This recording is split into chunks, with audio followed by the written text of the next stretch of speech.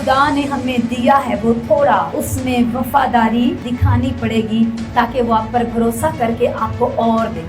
कुछ ऐसी कीमत अदा कर दो वफादारी की, उसकी हजूरी के साथ, उसके कलाम के साथ, उसके घर के साथ। वो वफादारी आपके बीजों की हो सकती है। वो रोज लगातार बिना नागा एक ही ठहराए वक्त पे खुदा की हजूरी में जाना हो सकता है। वो लगातार हर मंथ अपनी बाकायदगी से, वफादारी से दायकी देना, अपने बीज बोना, अपनी जो भी सेवा खुदा ने आपको दी है वो हो सकता है। वो कोई भी हिस्सा क्यों नहीं, अपनी वफादारी की कीमत को अदा करो। कितना आसान है ना, खुशी में शादमानी के साथ गीतों को गाना। लेकिन क्या जब बहुत बड़ी ट्रेजेडी हो गई है, हालात बहुत गड़बड़ हैं, क्या तभी भी हम वर्शिप कर सकते हैं? क्या तभी भी हम अपने जिंदा खुदा की इबादत के लिए रेडी हैं, तैयार हैं? अगर उन हालातों में भी अय्यूब की तरह कुछ नहीं रहा, तभी भी अगर हम उसकी इबादत करने से पीछे नहीं हटते तो हम वफादार हैं। एक दफा जब आपको जिंदा खुदा का वचन मिल जाए, बाइबल कहती वहां अड़ जाओ, उस तालीम के साथ जुड़ जाओ, वफादार रहो।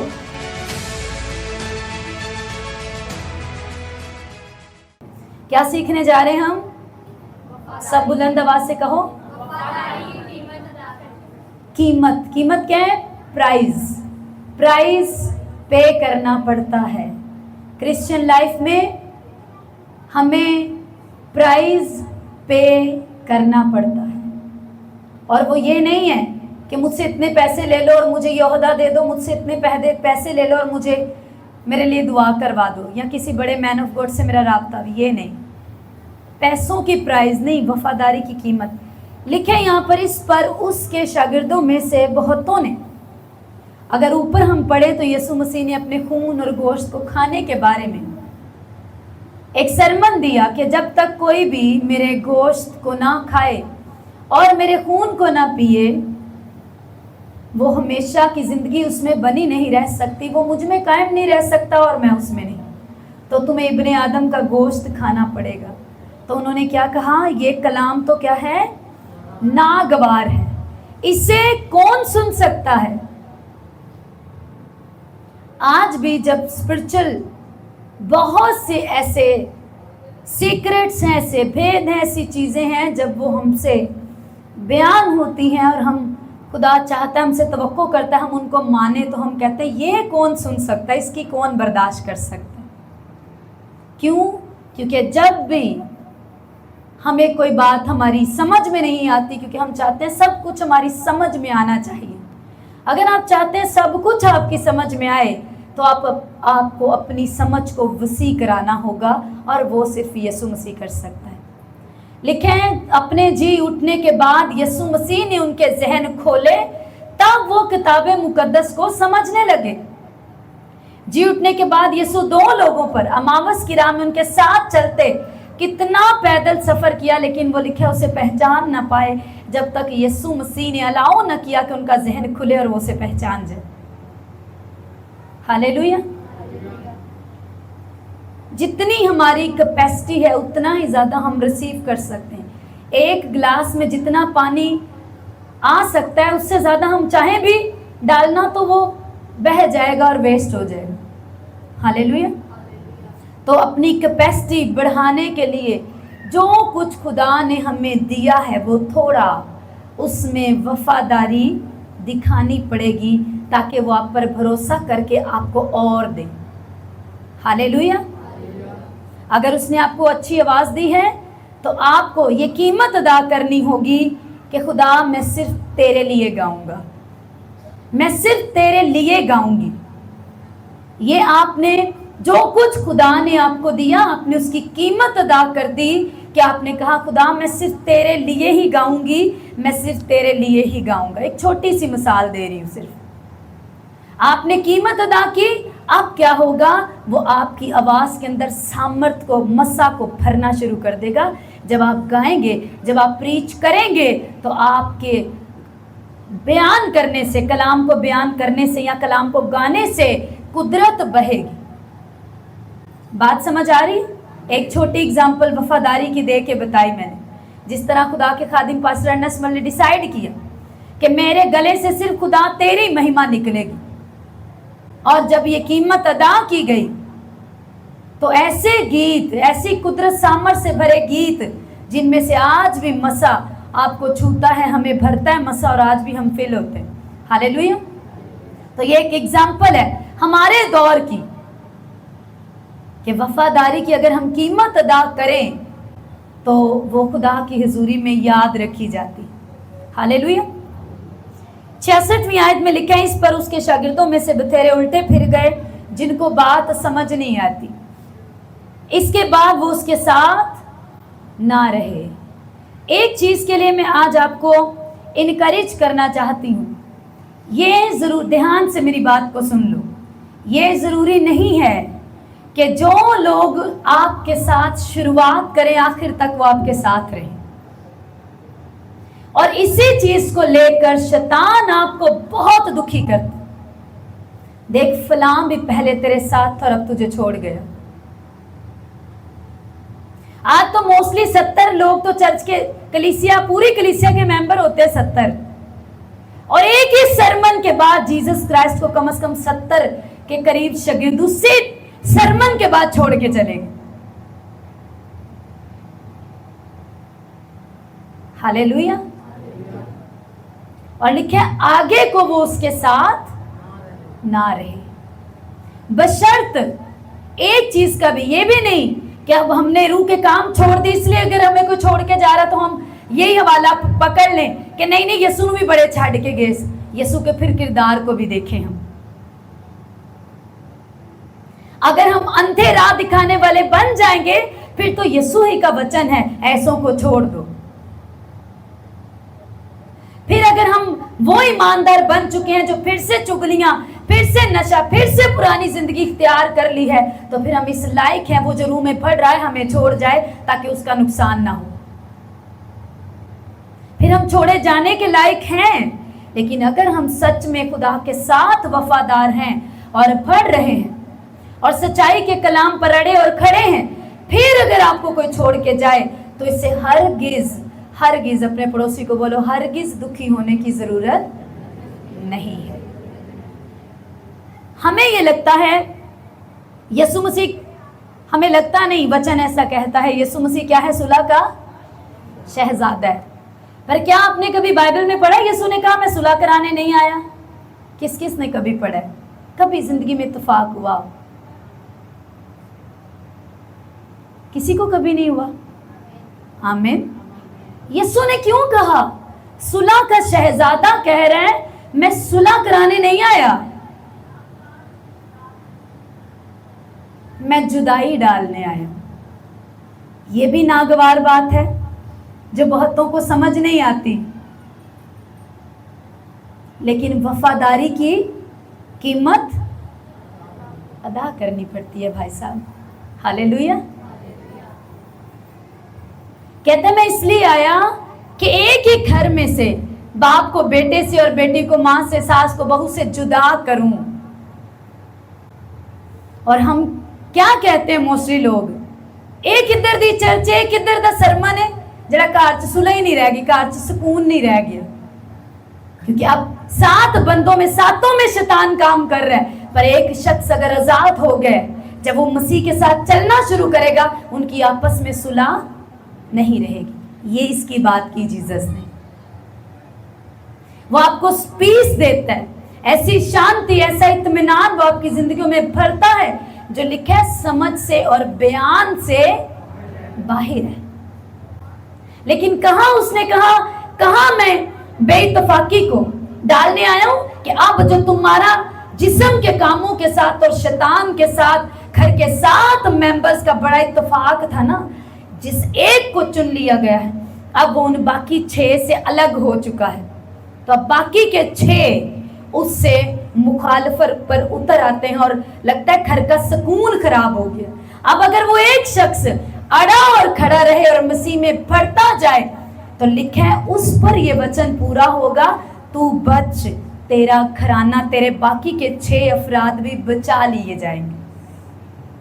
अगर वो इस ईमान पर यकीन कर ले, इस वचन के ऊपर भरोसा कर ले और वफादार बना रहे, फिर चाहे उसकी मुखालफत हो, उसे गालियां दी जाए, उसे बुरा भला कुछ भी उसके साथ, अगर वो वफादार रहे और वफादारी की कीमत को अदा करे, तो उसका रिजल्ट ये होगा कि बाकी के 6 मेंबर भी निजात याफ्ता हो जाएंगे।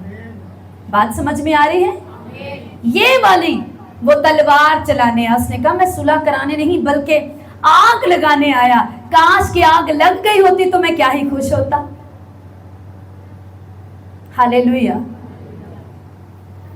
तो जब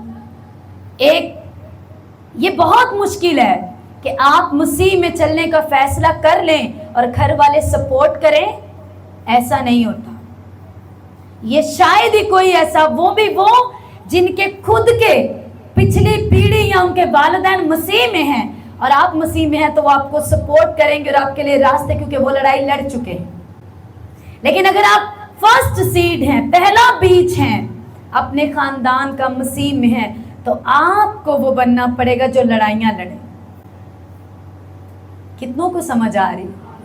इसीलिए बेहतर है कि आप ये रूहानी लड़ाइयां लड़ लो ताकि आपकी नस्ल को ये लड़नी ना पड़े, वो मसीह में बढ़ते जाएं। कुछ ऐसी कीमत अदा कर दो वफादारी की, उसकी हजूरी के साथ, उसके कलाम के साथ, उसके घर के साथ। वो वफादारी आपके बीजों की हो सकती है। वो रोज लगातार बिना लागा एक ही ठहराए वक्त पे खुदा की हजूरी में जाना हो सकता है। वो लगातार हर मंथ अपनी बाकायदगी से, वफादारी से दायकी देना, अपने बीज बोना, अपनी जो भी सेवा खुदा ने आपको दी है वो हो सकता है। वो कोई भी हिस्सा क्यों नहीं, अपनी वफादारी की कीमत को अदा करो, जैसे पौलुस और सिलास ने की अमाल 16 बाब में। जैसे यहां पर यीशु के शागिर्दों ने, उन्होंने कहा खुदावन, यीशु मसीह ने उनको यही कहा, देखो ये 70 जा रहे हैं, अच्छा मौका है,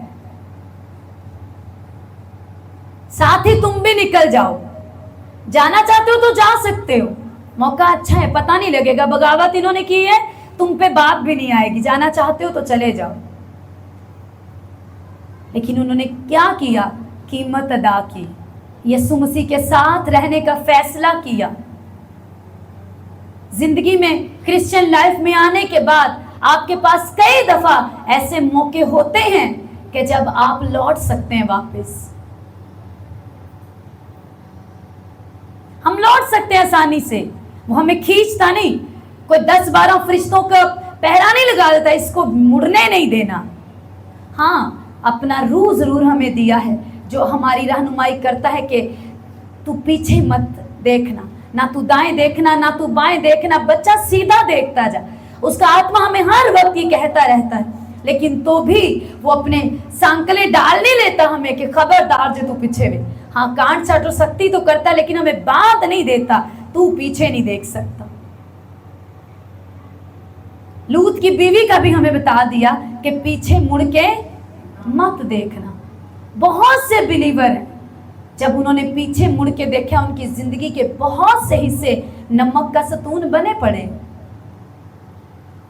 क्योंकि वो उस हिस्से में, कोई बोने में, कोई प्रेयर लाइफ में, कोई पाकीज़गी में, किसी न किसी हिस्से में जब वो पीछे मुड़ चुके हैं, वो कहीं ना कहीं नमक का सतून जरूर बन चुके हैं, बेकार हो चुके हैं, वो हिस्से उनके डेड हो चुके हैं।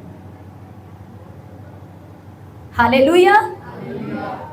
कहते नहीं खुदावन, हम कहां जाएं, क्योंकि हम ईमान लाए और हम जान गए हैं कि खुदा का कदूस तू ही है।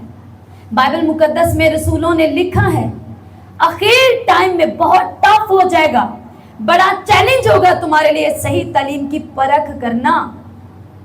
कहते हैं सही तालीम की परख करो, जांचो, परखो, एटे काके ना रहो, परखो और सही तालीम के साथ लिपट जाओ, क्योंकि आखिर दौर में तरह तरह की तालीमें आएंगी। तुम्हें समझ नहीं आएगी कौन सच्चा, कौन झूठा, कौन सही कह रहा है, कौन गलत कह रहा है, कौन मिलावट कर रहा है, कौन जो है वो पूरी तरह प्योर दे रहा है। तुम्हें समझ नहीं आएगी अगर तुम रूह से खाली रहोगे। तुम परखो कहते हैं, लेकिन कैसे परख सकते हैं हम, जबकि हमारे पास दिन के 24 घंटों में से 8 घंटे हमें इतना पता है, कम से कम 8 घंटे मैंने सोना है, मेरी सेहत खराब हो जाएगी। लेकिन 24 के जो बाकी के घंटे, उसमें हमें ये नहीं पता कि मेरी रूह खराब हो जाएगी, वो बीमार हो जाएगी, कि मैंने उसको भी रेस्ट में लेके जाना है। जब आप खुदा की हजूरी में बैठ जाते हैं शांति के साथ, आपकी आत्मा को रेस्ट मिलता है, आपकी स्पिरिट को, आपके माइंड को रेस्ट मिलता है। और शैतान आपको उलझा के रखता है बिजी। जो खिदमत करने वाले, उनको खिदमत में इतना बिजी रखा है, वो भी रेस्ट में नहीं है।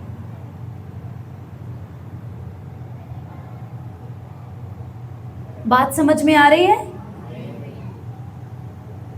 हम ईमान लाए और जान गए कि खुदा का कदूस तू ही है।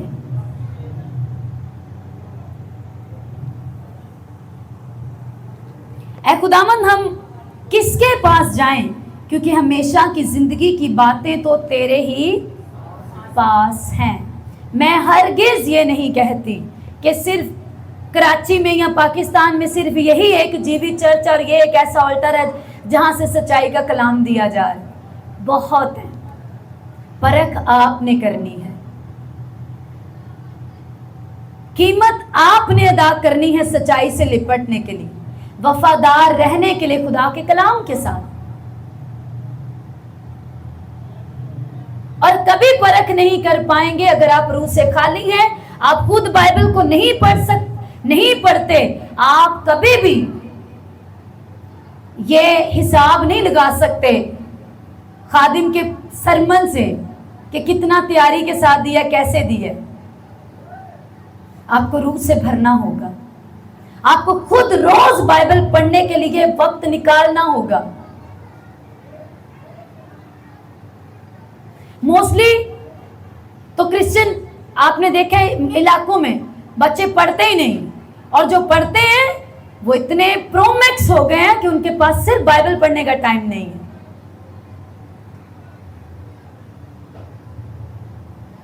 आपका टैलेंट, आपकी स्टडी, ये बहुत लिमिटेड है जो आपको कहीं पहुंचा सकती है। लेकिन बाइबल मुकद्दस गवाह है ऐसे लोगों की जो पूरी तरह अनपढ़, पूरी तरह लोगों के सताए हुए, टूटे हुए,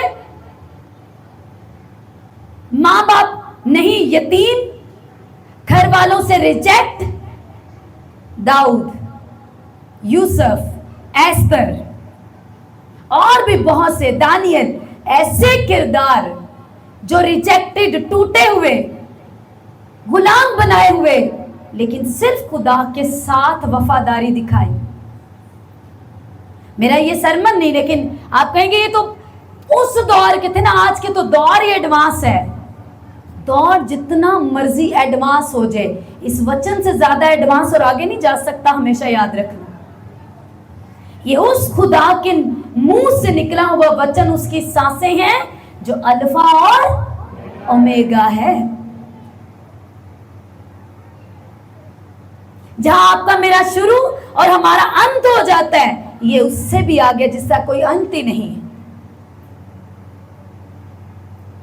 दौर जितने मर्जी जदीद आते जाएं, बिना बाइबल मुकद्दस के, बिना सच्चाई के कलाम के, बिना उसकी हजूरी के, बिना उसके साथ वफादारी के, आपका टैलेंट, लोगों को टैलेंटेड होने के बावजूद फाइलें लेके तरले करते हैं वो हमें जॉब मिल जाए, डिप्रेस्ड है, बने के बने कैरियर, सालों लगा दिए कैरियर बनाने में, कुछ हासिल नहीं हुआ क्योंकि किरदार नापाकी का था। सोचे जो खुदा के कलाम पर लगाने के लिए थी, उनको गुनाह और पाप और बदी में और जिस्म के कामों में लगाया, उसकी वर्शिप नहीं की। क्योंकि जब तक हम मुर्दा कामों में रहते हैं हम उसकी इबादत कर ही नहीं सकते। हमने पढ़ा ना इब्रानियों 9:14 में, यीशु मसीह पाक अजली रूह के वसीले और अपने खून को लेकर, और अजली रूह के वसीले अपने पाक खून को लेके यहोवा खुदा के आगे उसने अपने आप को कुर्बान कर दिया। क्यों किया? ताकि हमें मुर्दा कामों से पाक करे और जब तक हम मुर्दा कामों से पाक नहीं होते, हम खुदा की इबादत नहीं कर सकते। वहां लिखा है वो ताकि हमें मुर्दा कामों से पाक करें, ताकि जिंदा खुदा की इबादत करें। तो कितना दूर रखे हमसे खुदा की इबादत। चर्च आके बैठ जाना, हम कहते हैं हमने इबादत अटेंड की है। जैसे आप शादी अटेंड करके आ जाते हैं, आप कोई महफिल अटेंड करके आ जाते हैं, ऐसे आप इबादत अटेंड करके चले जाते हैं।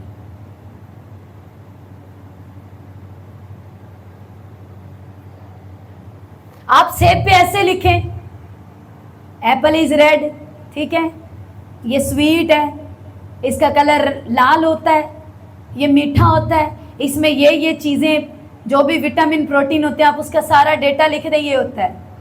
पर एक बंदा है, उसको ये तो नहीं इतना पता क्या होता है, पर वो खा के स्वाद लेके आपको बता रहे कैसा स्वादिष्ट है। और जो एनर्जी उसको एप्पल खाने के बाद आई है, उसे महसूस करके उसके बारे में बात कर रहे हैं, और आप सिर्फ बातें कर रहे हैं। वो हाल है क्रिश्चियंस का आज। लिखे दाऊद कहते हैं तेरा कलाम शहद के टपकों से भी ज्यादा शीरी है। मगर हमें क्या लगे,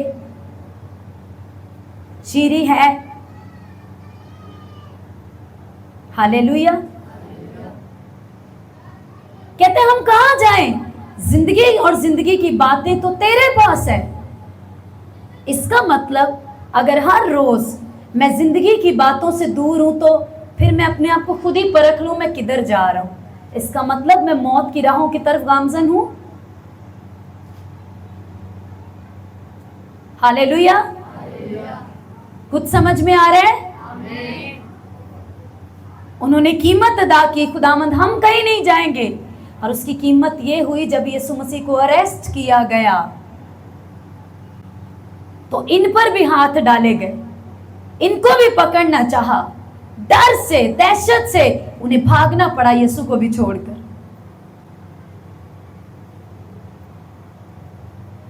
हालेलुया। लेकिन बाइबल कहती है जब वो बहाल किए गए, जब उन्होंने तौबा कर ली, फिर से यीशु मसीह के साथ हो लिए, जब बहाल कर दिए गए, तो वफादारी की ये कीमत थी कि आज लिखे है जो नया मुकाशवा की किताब में जो नया यरूशलेम है, वहां पे बर्रे की उन 12 शागिर्दों के नाम लिखे। स्वर्ग में, आसमान पर जो मकाम उनका है, वो कोई और मुकद्दस नहीं ले पाएगा। ये कीमत थी उनकी वफादारी की। कितनों को बात समझ में आ रही? उसके बाद बेशक ये जो सरमन यहाँ पे जीसस ने दिया है, उसके बाद बहुत सी चीजें हुई। यीशु मसीह को पकड़ा गया, यीशु का यरूशलेम जाना, शागिर्दों का सताया जाना, फिर वो कैसे दहशत में थे, डर गए। जी उठने के बाद जब यीशु उन पर जाहिर हुआ, फिर उसके बाद जब आसमान पर चला गया और सबको वो कहते थे वो जी उठे, तो सब उन्हें यही कहते थे, अच्छा बस तुम्हें पता है, तुम्हें दिखाई दी है, अगर वो जी उठा तो हमें भी दिखाई दे, हम भी मान जाए। कितना मुश्किल था उनके लिए लोगों को यकीन दिलाना, लेकिन वो पवित्र आत्मा से, पाखरू से भर के, कामों से, कुदरत के कामों से दिखाते थे कि यीशु मसीह सचमुच जी उठा है। इतनी ज्यादा अजीयतें, अगर आप रसूलों की हिस्ट्री पढ़ें जाकर, खुदा आपको बाइबल पढ़ने की तौफीक दे, और उसके बाद मेरी दुआ है कि जो क्रिश्चियन हिस्ट्री की बुक्स हैं वो आप कभी पढ़ पाए,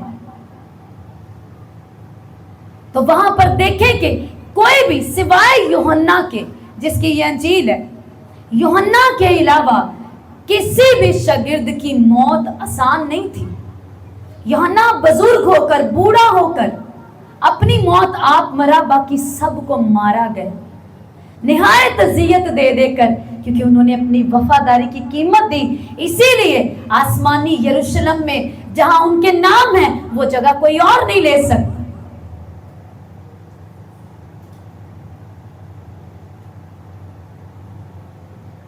जब हम रेंटेड हाउस में रहते हैं, जितना मर्जी हम उसमें सेटिस्फाई, में मालूम जरूर होता है कि ये रेंट हाउस है, हाँ या ना, एक रेंटेड हाउस है। तो फिर समझ जाएं, इस दुनिया में जितने मर्जी आप कामयाब हो जाएं, ये एक रेंटेड हाउस है, परमानेंट हाउस नहीं है। आपको एक दिन अपने अबदी घर में लौट जाना है। लिखे, जो जिस्म के लिए बोता है वो जिस्म की फसल काटेगा जो हलाकत के लिए होगी, और जो रूह के लिए बोता है वो रूह के लिए, वो हमेशा की जिंदगी की फसल काटेगा। एक खेत में है हम अजीजों, अगर जिस्म के कामों को बोएंगे तो अबदी हलाकत को काटने के लिए रेडी रहें। फिर जितना मर्जी पादरी आपको कहता रहे पैन जी कुछ नहीं हुंदा, वो झूठ बोलते हैं आपके साथ, बहुत कुछ होने वाला है, अलर्ट हो जाए। अगर जिस्म के कामों के लिए बोते हो तो लिखा हलाकत की फसल काटोगे ही काटोगे। अगर रूह के लिए बोते हो तो हमेशा की जिंदगी की फसल काटोगे। कितनों को बात समझ में आ रही? तो हमेशा की जिंदगी की बातों को, उनके साथ जुड़ने के लिए, जैसा लूका अमाल की किताब 16 बाब में अगर हम देखें तो वहां पर हमें मिलता है पलूस और सिलास का, उन्होंने अपनी वफादारी की कीमत अदा की। कितना आसान है ना खुशी में शादमानी के साथ गीतों को गाना, लेकिन क्या जब बहुत बड़ी ट्रेजेडी हो गई है, हालात बहुत गड़बड़ हैं, क्या तभी भी हम वर्शिप कर सकते हैं? क्या तभी भी हम अपने जिंदा खुदा की इबादत के लिए रेडी हैं, तैयार हैं? अगर उन हालातों में भी अयूब की तरह कुछ नहीं रहा, तभी भी अगर हम उसकी इबादत करने से पीछे नहीं हटते तो हम वफादार हैं। अयूब ने कीमत अदा की, वफादारी की। उसकी सबसे क्लोज उसकी वाइफ ने कहा, क्या तू अब तक रास्तबाजी पर कायम रहेगा? खुदा पर कुफर बक और मर जा, लोग आपको सलाह देंगे। इतने सालों से कहां पहुंचे हो तुम? कहीं भी नहीं। तू हजे भी उत्थे जुड़ा रहना चाहनी, तू अभी भी खुदा का पीछा करना चाहता है। बहुत सी बातें, क्योंकि वो लोग आपको शॉर्टकट बताएंगे, वो अपने तजर्बे बताएंगे, आपको शॉर्टकट बताएंगे कि इन तरीकों से भी कामयाब हुआ जा सकता है बिना वफादारी के भी। आप जो मर्जी करें, सर्टिफिकेट आपके हाथ में होगा। तो फिर अपनी फाइल को भी वहां पे आग में झुलसने के लिए साथ लेके जाना। बिना किरदार के कुछ साथ नहीं जाने वाला। अपने पड़ोसी को बताना जरा,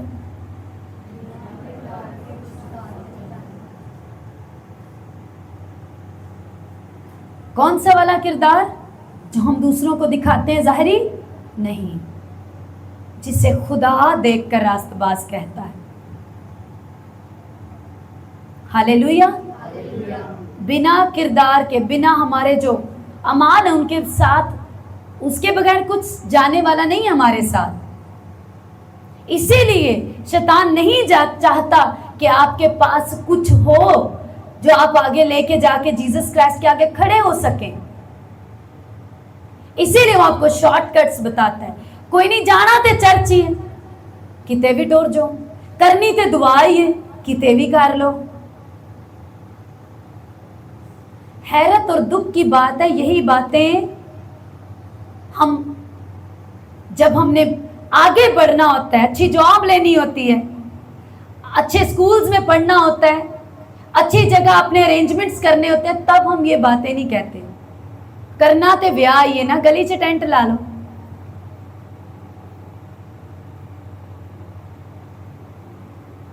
So many examples हैं।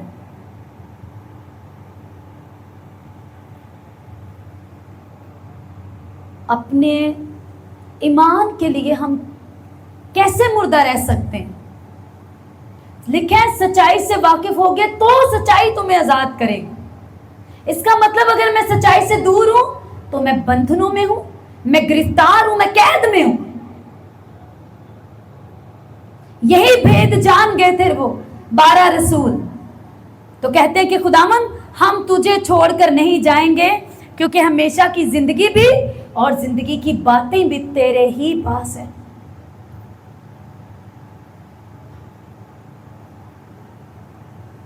देखो कितनी यूथ बैठी है, क्या रोज बाइबल पढ़ते हैं आप?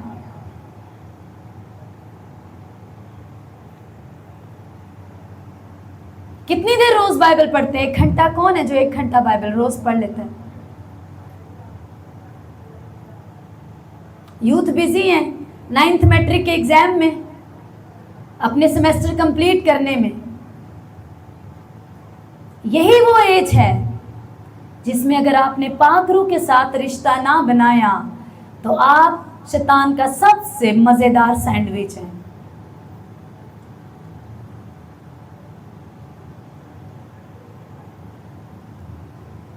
हालेलुया। इसके बाद ही आपको अपना कैरियर, उसके बाद आपका कुछ सालों के बाद आपकी मैरिज जो एक पाक पवित्र बंधन है, खुदा ने आपको बांधना होता है। और जब इसी में शैतान के हत्थे चढ़ जाते हैं, सब कुछ खत्म हो जाता है। लेट, खराबी कर, यहीं से एक बड़ी तबाहियां इंटर कर जाती हैं लाइफ में। हालेलुया। जितनी मदर्स बैठी हैं, जितना मर्जी बोर्ड का एग्जाम हो, जितना मर्जी सख्त काम हो आगे, अपने बच्चे को सुबह बिना प्रे के, अगर छोटे छोटे हैं तो बिना प्रे के, अगर थोड़े बड़े हैं तो बिना बाइबल पढ़े कभी कुछ खाने को पिटे, रोए और पिटो, छोड़ दो उसको। जब उसको चक्कर दिमाग खाएगा ना, खुद ही बैठ के वो बाइबल पढ़ेगी या पढ़ेगा भूख से। बिना बाइबल पढ़े मत दें खाना। रात को बिना बाइबल पढ़े उसको सोने मत दें, ताकि सोते में शैतान उसकी बॉडी को यूज ना करे। Hallelujah, hallelujah. ये आपको करना पड़ेगा। अगर उसकी किताबें बहुत ज़रूरी हैं, अगर वो इनको पढ़ के पास होगा तो ये पवित्र किताब भी पढ़ने के बाद ही वो ज़िंदगी में पास हो सकता है। ये उसको बताएं, वैल्यू आपको दिलानी पड़ेगी। हालेलुया।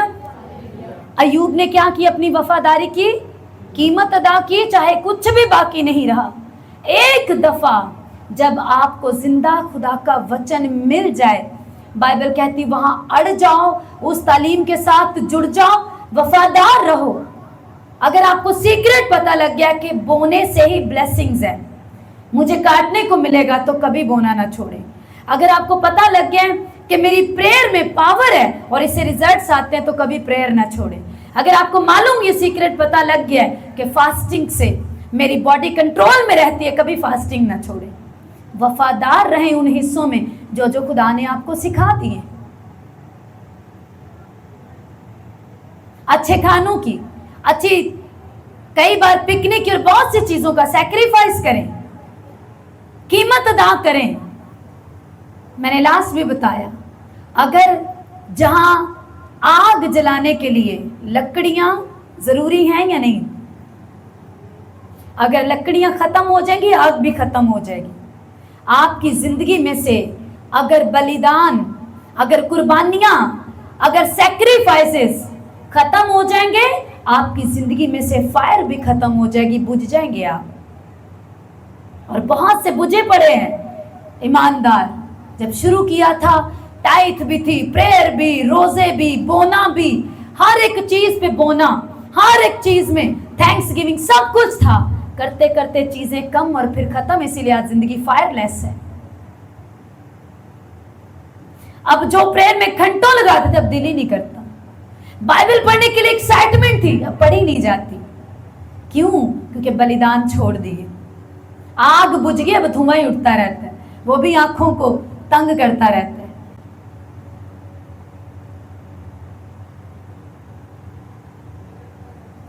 पलूस और सिलास ने कीमत अदा की। कैसे?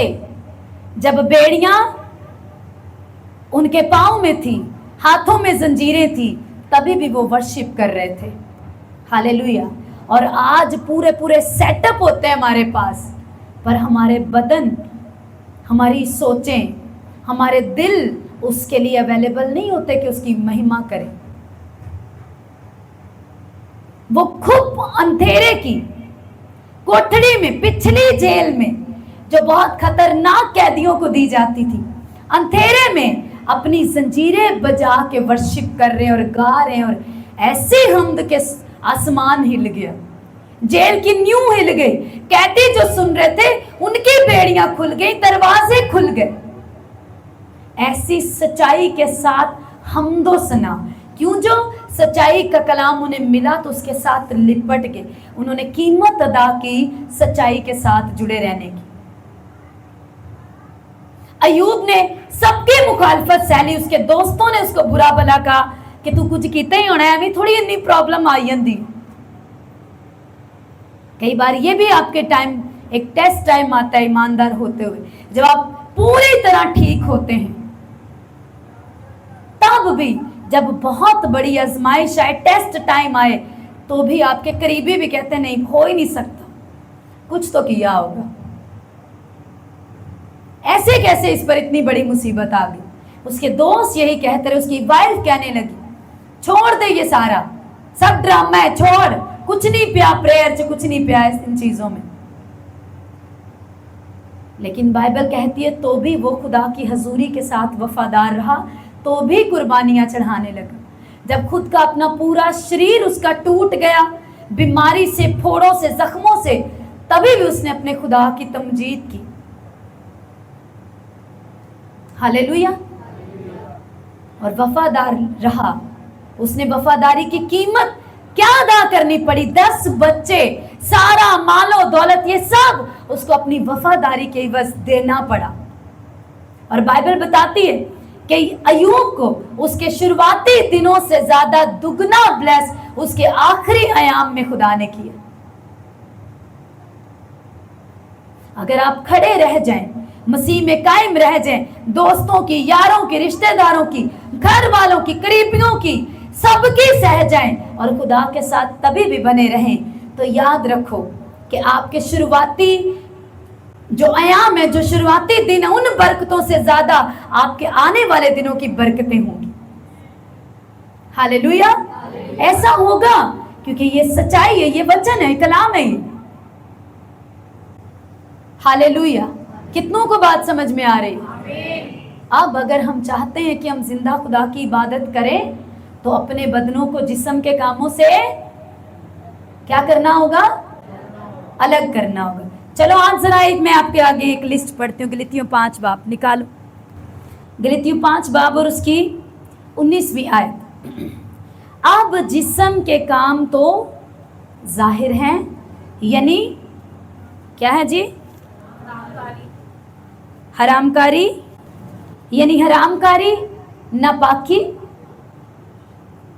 जो हमारी सोचों में चलती रहती है, जो हर कुछ भी हमने मिस नहीं करना, देखना, फिर वो हमारे ख्वाबों में, हमारे ख्यालों में हर वक्त वो नापाकी है। कहते हैं अब जिस्म के काम तो जाहिर है, यानी हरामकारी, नापाकी, शहवत परस्ती, बुत परस्ती, जादूगिरी। और बुत परस्ती के लिए मैं आपको बता दूं, बुत परस्त वो ही नहीं है ना जिन्होंने सामने बुत रखे हुए, लिखा है बगावत और सरकशी बुत परस्ती के बराबर है। बुत परस्ती, जादूगिरी, अदावतें, झगड़ा, हसद, गुस्सा। भाई मैं गुस्से दा बहुत पैड़ा, जिस्म का काम है ये। गुस्सा, तफिरके, जुदाइयां, बिदतें, बुग्ज, नशाबाजी, नाच रंग और इनकी मानिद, इनकी बाबत तुम्हें पहले से कह देता हूं, जैसा कि पेशतर जुता चुका हूं, ऐसे काम करने वाले खुदा की बादशाही के वारिस ना होंगे। अब मुझे बताएं, हम गीत गा गा के अपने आप तो पैड़ा हाल भी किया होए, वजा वजा के पसीनियों पसीनी ते बुरा हाल गा गा के चर्च में भी हम ईमानदार दिखते हैं, लेकिन अगर जिस्म के काम अपने आप से अलग नहीं करते तो हम जिंदा खुदा की इबादत तो कर ही नहीं सकते, यानी वर्शिप कर ही नहीं सकते।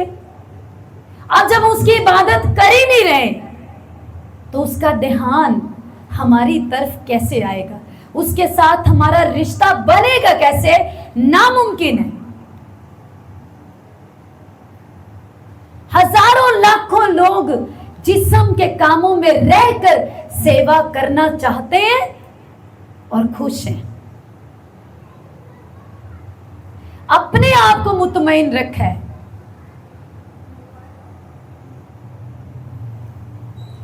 गलतियों इब्रानियों 4:9-14 में क्या पढ़ा? यीशु ने अज़ली रूह के वसीले और अपने खून के वसीले बाप के आगे अपने आप को क्यों कुर्बान किया? ताकि हम मुर्दा कामों से पाक होकर जिंदा खुदा की इबादत करें। यानी कि अगर हम मुर्दा कामों से पाक नहीं होते तो हम जिंदा खुदा की इबादत, सब बोलो, नहीं कर सकते। और अगर हम इबादत ही नहीं कर रहे तो फिर हम शायद परफॉर्मेंस कर रहे हैं।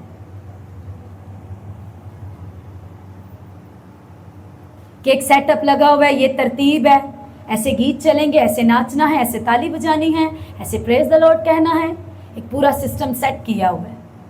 फिर तो ये है ना,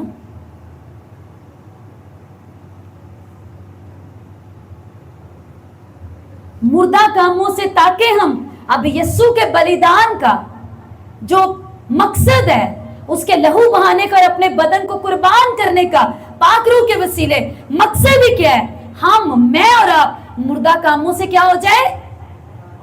समझ नहीं आई पीछे वालों को? मुर्दा कामों से। अब मुर्दा काम क्या है? ये गलतियों 5:19 लिस्ट है मुर्दा कामों की। मुर्दा कामों की लिस्ट क्या है जी? फिर से देखें, मेरे साथ मिलके हम पढ़ेंगे सब। अब जिस्म के काम तो जाहिर है, यानी हरामकारी। सब भाइयों बुलंद आवाज से, जिस्म के काम तो जाहिर है, यानी मुर्दा काम कौन कौन से? हरामकारी, नापाकी, शहवत परस्ती, बुत परस्ती, जादूगिरी, अदावतें, झगड़ा, हसद, गुस्सा, तो फिरके, जुदाइयां, बिदतें, बुग़्ज़, नशाबाजी, नाच रंग और इनकी मानिद।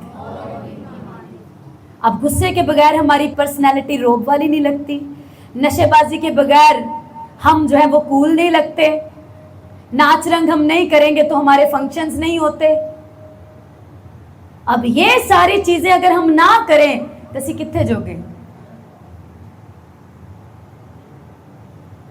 तब तो हम इस दुनिया के लायक हैं ही नहीं, हमारा यहाँ पे हमारी बनी नहीं पड़ती। खुदा का वास्ता है यही समझ जाओ कि आप इस दुनिया के हो ही नहीं, यहां मत बनाओ।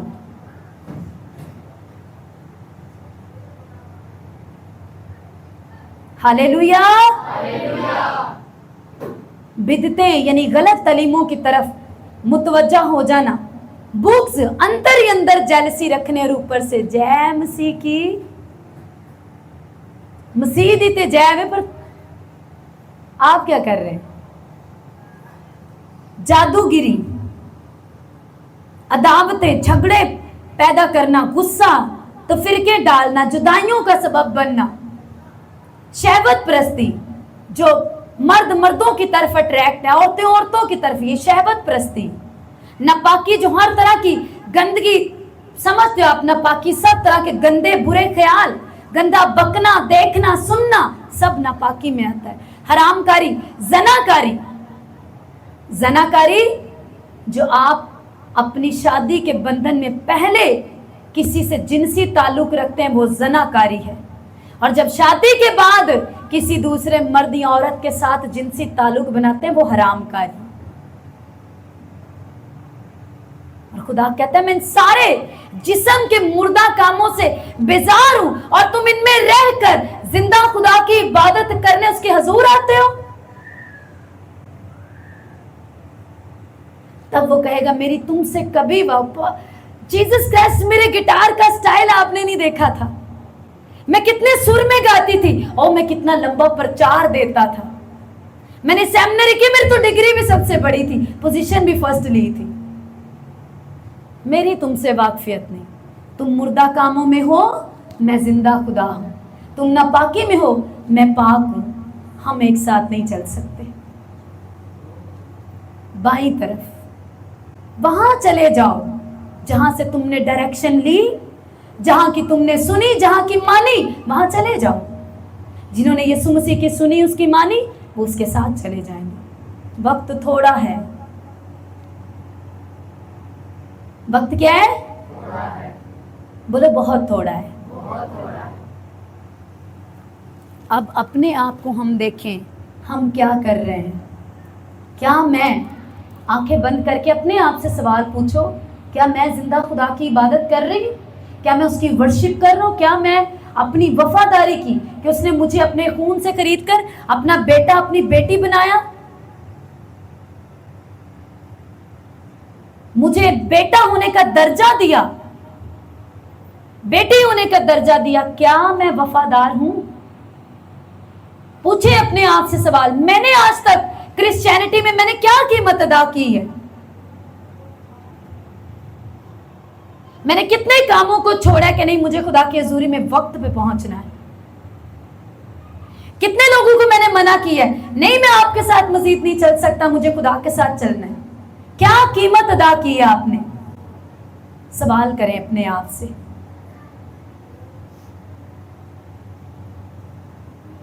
हालेलुया। सब अपने घुटनों पर आ जाओ। अपने घुटनों पर आकर अपने हाथों को उठाओ।